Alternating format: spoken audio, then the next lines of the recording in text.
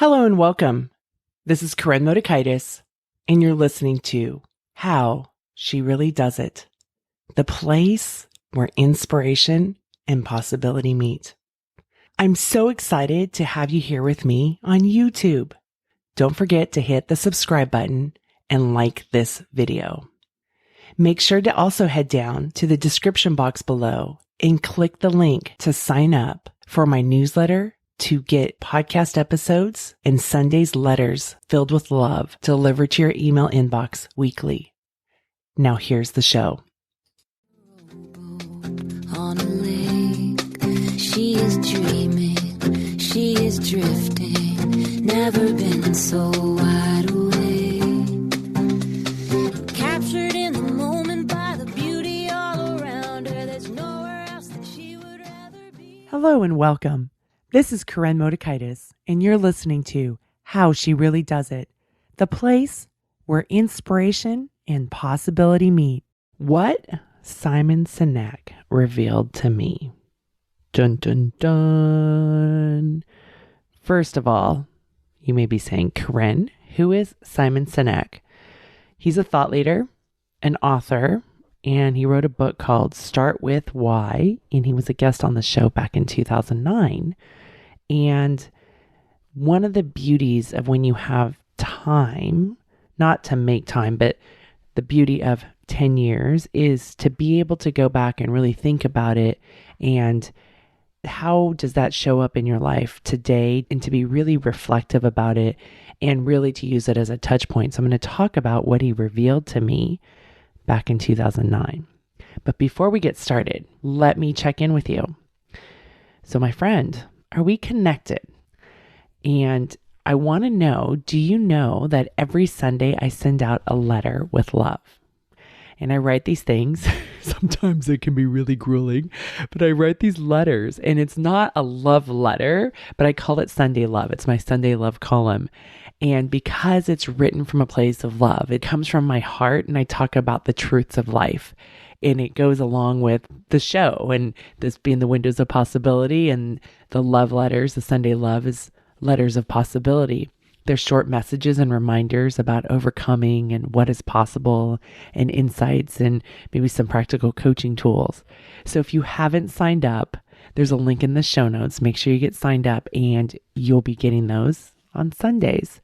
And if you did sign up and you go, oh, wait, I haven't noticed Sunday Love from Koren, it's probably in your spam folder. We get that quite a bit.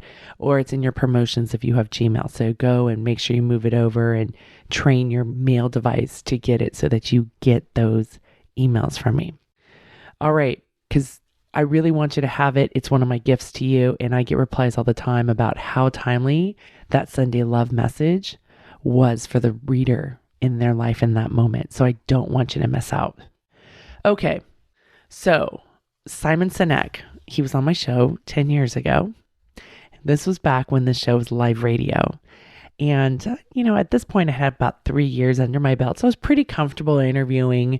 And I'd probably at that point, 2009, I would have just an outline of the show. I didn't have my 4 pages of questions like I used to have when I was first starting out. So I was pretty comfortable. I was really interested in what Simon Sinek had to offer all of you. And we're going along humming. And remember, I'm such a long ago podcaster, radio show host. The long format was totally new. It was, people didn't really do it. And there'd be typically, especially you get somebody that was used to speaking a lot on the radio, they had these short sound bites. But what I would find is about after 30 minutes, we get beyond all their typical sound bites. And the way Simon did, he turned the interview onto me. And oh my gosh, I was feeling so vulnerable. I'm like, oh my gosh, he's asking me questions and I have no answers. This is not how it's supposed to work. So there was all this mental drama. But by him doing that, he helped me reveal what my why is. So one of the things of his work, one of the parts of his work is that when you know your why, that can help you go through the difficult times. That can help you get to the result that you want, attaining the goal that you want. And I use this all the time with my clients is they'll have a goal of what they want. I ask them what their reason why is. right? And if it's a good enough reason for them, not for me, it's never about me, because with my clients, they're being the leaders of their life. It's not about, approval whoring or doing what somebody else wants them to do, whether it's a spouse, a parent, somebody else. It's about really going back inside of them and what's their why and do they like it.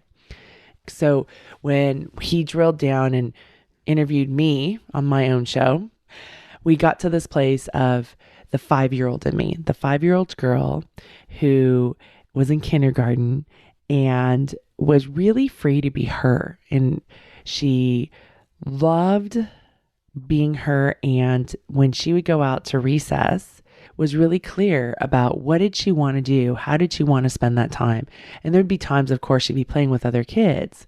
But this particular time that we talked about was this little girl who was tall, like the tallest girl in the class. And I think I was the third tallest person in the class. There were 2 boys that were taller than me. So I was tall, I had long hair. I was half Asian, so my mother looked different than everybody else. And I had these overalls that I just loved. I probably wanted to wear them all the time. And I'm sure they were bell-bottom because this is the 70s. And I had this red turtleneck and my hair was flowing free. And I loved red back then. I really, really loved it. I had this red jacket that I loved too. And my cousins who had immigrated from Korea about a year or 2 before, they had taught me Korean. So I knew Korean, and my mom would always sing me this Korean song about a bunny. And I have no idea what the song is or the words anymore. But I used to love to sing that song. And I didn't care if anybody was watching. I didn't care if anybody understood or thought I was weird. Like, I wasn't ashamed. Like, all of my shame that I had later about different races and stuff and being different wasn't there when I was 5. And I go play, I think it's called hopscotch. It's that game where you go, you jump from square to square and you have 1 foot and then 2 feet and you throw a rock and just skip the square. But I'd play this game and I'd move with no ideas of like burning calories or, oh, I must exercise so much time, to be healthier. I just wanted to move and I wanted to sing my Korean song, and I was just free to be me. And there I was as a 5-year-old. And that was always about, that's been my why. It's about me being authentic, helping people be their authentic selves without listening to the critics in their lives, and helping them be small, right? Overcoming that. And throughout my years, I can remember being at camp, and one summer, the end of summer banquet, the theme that the older kids put together was free to be you and me. I mean, so this has been a constant theme in my life. And, nowadays as an adult, this is the work that I do. And whether it's with the Aqua Monsters or my clients or here on the show with you, is about you being the leader of your life, you showing up authentically as you, figuring out what your values are, getting clarity on what you want, and checking in with whose opinion really matters. And so this all came about from what Simon Sinek he showed me. It was right in front of my face and it made sense, but in how I've been able to integrate it and implement it in my life and how it's given me direction. Because one of the things that happened after being 5, and I don't know exactly where, but at some point in elementary school, I slowly lost myself. I slowly stopped not worrying about what other people thought, and I cared. And in some ways, way too much. And I became who other people wanted me to be. And they could be friends. It could be the whole mean girl thing. It could be who my parents wanted me to be, my teachers. And I did that over time. And there was a huge cost. And I find with people that there's a huge cost to this, because what happens is you lose your own ability to trust yourself. And when you lose that ability to trust yourself, you're not able to really connect with other people. Because you aren't sure, like, oh, well, if I say this, will they like it? So then you stop saying things, so they don't get to really know the real you. They are knowing the person you're pretending to be. And then in the workplace, this becomes a problem because you may not be speaking up.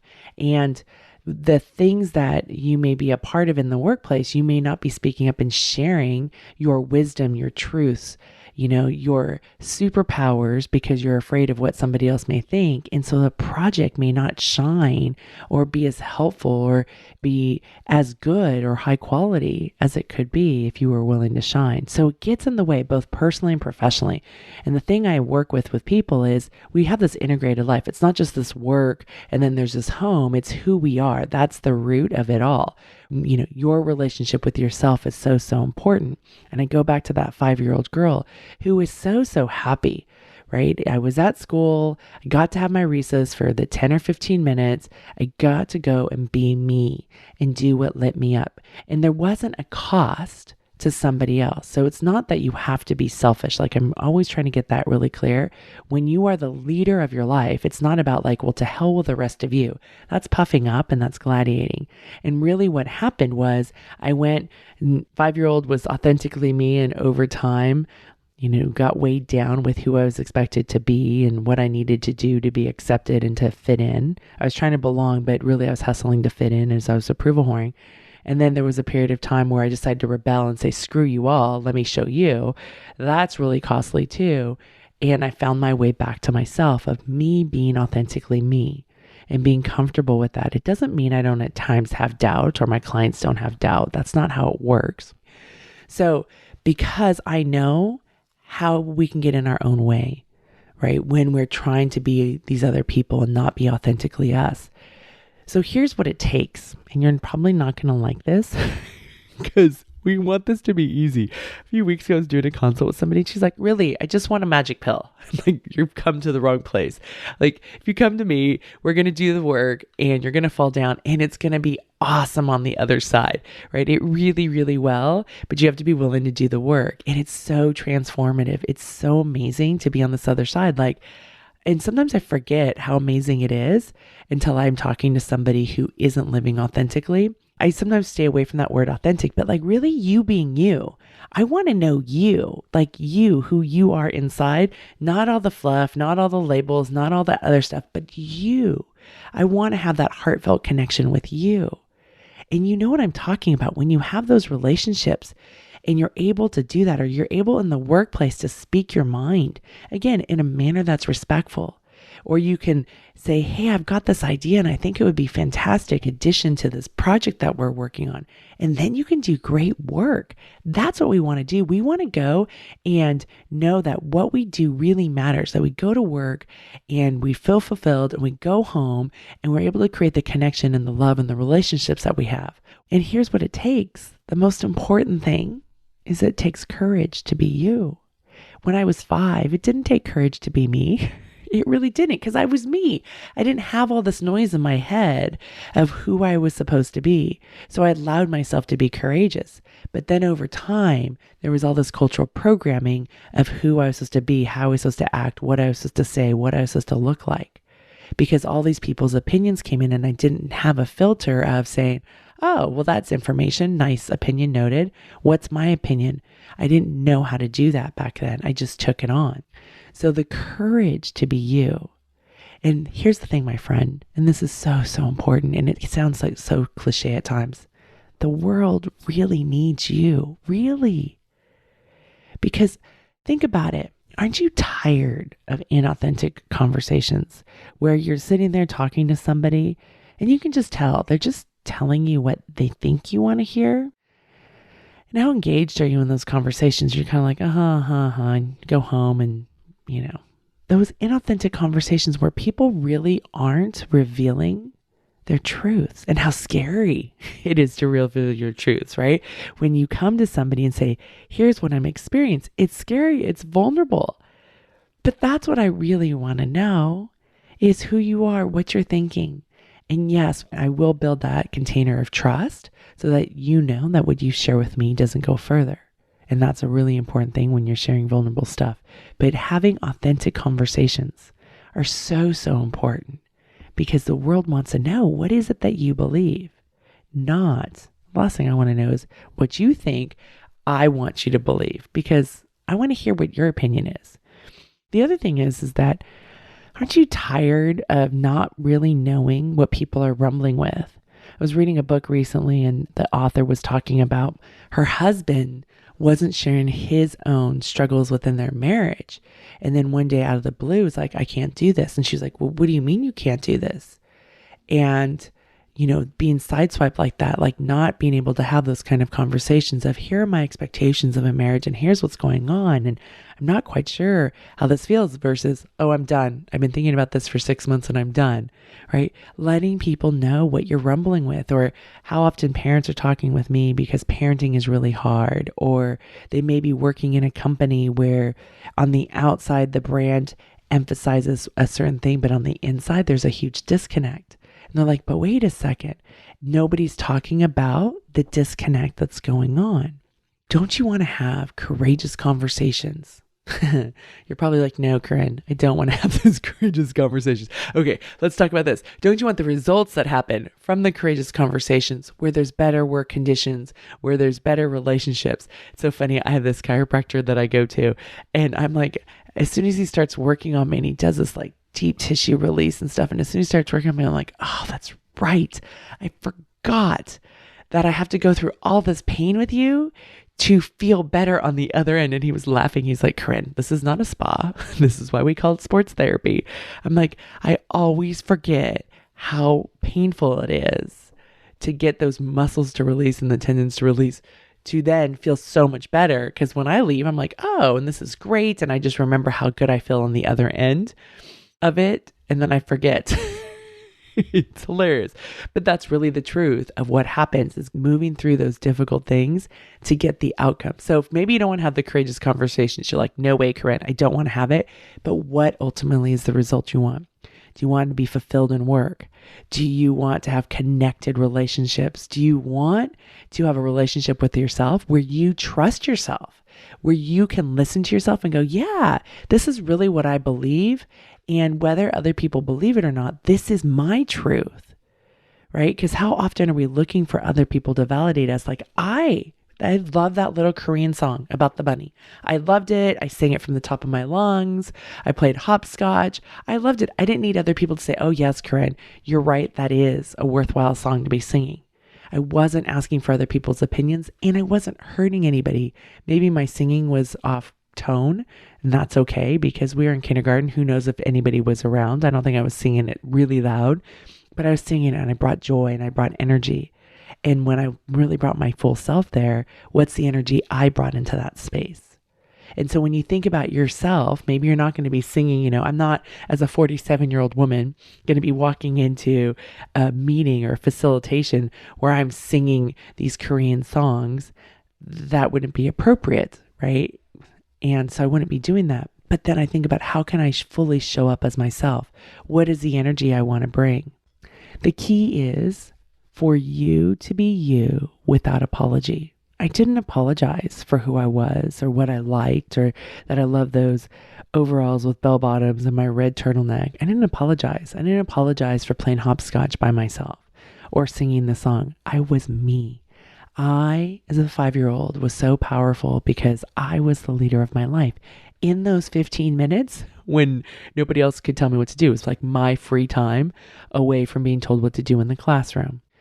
Live the life you want, not what your parents expected of you, not what your spouse may want you to do. My kids, of course, have a life that they want me to do, which would be a total serve them all throughout the day to make their life easier. But that's not the life that I want to live. So there's a bit of conflict, and I'm okay with that. But live the life you want to do. And when you do that and you have the courage to do that, the thing that starts to come into play is your ability to trust yourself. You're going to have to work on trusting yourself, trusting your opinion, trusting that this activity is worthwhile for you taking time to do that. And as you work on cultivating your own trust with yourself, you're also going to work on being able to trust other people. So as you show up authentically as you, you're going to be building that muscle of trust. And then the other thing that becomes a nice side benefit is this clarity. Because as you get to know what it is that you like, who do you want to be, all of that, you become clear about who you are and what's important to you. And then other people get to know that too. Instead of they're like, I'm not quite sure what she likes. Does she like this? Does she like that? Right? You become clear. So then people aren't spending brain juice on, what does she think? What's going on? They can ask you, you can give them feedback. And there's so much more clarity around that. it reduces the brain juice and the drama and the misinterpretations. So when you show up as you, you're giving people information about what you love, what's important to you, who you are, what you stand for. And yes, not everybody's going to like it, my friend. I get that. And that's okay. Because the other side is that do you want to have all these people in your life who are draining for you and who you may be draining? Or do you want to be with people who love you for who you are and you love them for who they are, or you enjoy being with them? And knowing that, like, we spend so much time rethinking, rehashing conversations and back channeling versus being clear about what people want. But there takes risk to that because it's very vulnerable. So I want you to think about this, or I invite you to think about this. Our life is not a dress rehearsal, right? We always think, oh, I've got more time. And then one day we're like, oh, I guess I don't. Right now, I'm realizing that in a year, I'm going to be an empty nester. And it's like, whoa, how did that happen? And I'm not sure I like it. So this is not a dress rehearsal. And as far as I know, what my beliefs are is this is the one precious life I get. So I'm constantly reminding myself, Koren, this is your one precious life. And I think back to that little girl, that 5-year-old Koren, and how she fully showed up in her life and how much joy and happiness she had.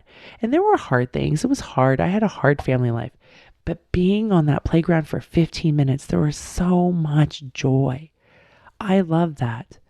And being myself and thinking about, like, who do you want to surround yourself with? Whether they're people in your personal life or people in your professional life, what's the work that you want to do and how are you willing to show up to fully support that work? And I often think about, do you want to live a life that is fully you? And my answer is always like, hell yes. Because the alternative where I'm living somebody else's life is filled with dread. So my 5-year-old self was the leader of her life. And along the way, I lost myself because of what I thought I was supposed to be, who I thought I was supposed to be, and to be accepted, and the rules that I was taught along the way. And then what I've spent doing is that I made a choice to be the leader of my life. Instead of letting other people lead me, I chose to be the leader. And it's a brave choice, I get that. But in the end, the relationship I have with myself is much stronger. It's filled with love, and I enjoy being me. And now it's your turn. You be the leader of your life. You be authentically you. How would your younger version self fully show up authentically? And how can you incorporate that piece of you back into your life right now, where you're not worried about what the critics think? I can't tell you how many days a week somebody comes up and says, oh, but I'm worried about what this person's going to think, or I'm worried about how this person's going to feel, or I don't want to hurt this person's feelings. And I have to remind them that our thoughts create our feelings. We can't hurt people unless we're like malicious and we call them out on something, and call them a name. And what they've done is they've put themselves in the background. And what we need to do is put ourselves in the front and be ourselves, show up authentically. It doesn't mean we're jerks, but show up authentically as ourselves because, again, I said this earlier and I'm saying it again, the world needs you. We need to know, what is it that you believe? Who are you? What do you have to offer? What matters to you? Because you will find your people. So what Simon Sinek revealed to me 10 years ago is that my big why was helping people be themselves authentically without worrying about what other people thought. And I hope that this show has been a source for you to be you, be the leader of your life, and to love yourself and to trust yourself. We're not going to do it perfectly. We're going to fail. We're going to fall down. But there's so much that we can grow from that and learn as we become our best versions of ourselves. I want you to go out and test this out on your own. Go back to that younger version of you and think about how that younger version showed up in their life and didn't worry about the other people, and how you can take nuggets of that and incorporate it into your life. I'm so smiling big for you. You be you.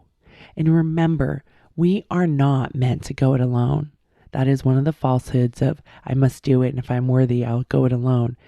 If you're ready to be the leader of your life and you want help with that, I've got a private coaching spot open. Apply now to let me know you're ready. And until next time, I'm smiling big for you. I have an awesome opportunity for you to save your brain juice.